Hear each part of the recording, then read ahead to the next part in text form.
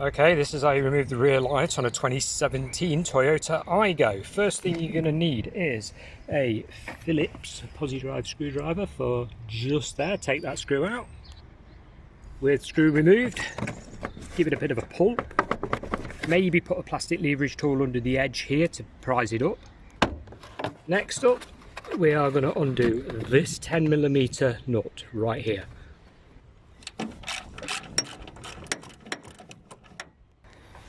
When you've done that, simply pull the light unit forward so you can access your bulbs and your connectors. Please note how brittle the clips are. This one's been in bits before, and both the bottom clips are snapped completely off. There's how they should look. So you lever those up and pop the black cap off. And there we go, giving access to your bulbs. Thanks for watching. Bye for now.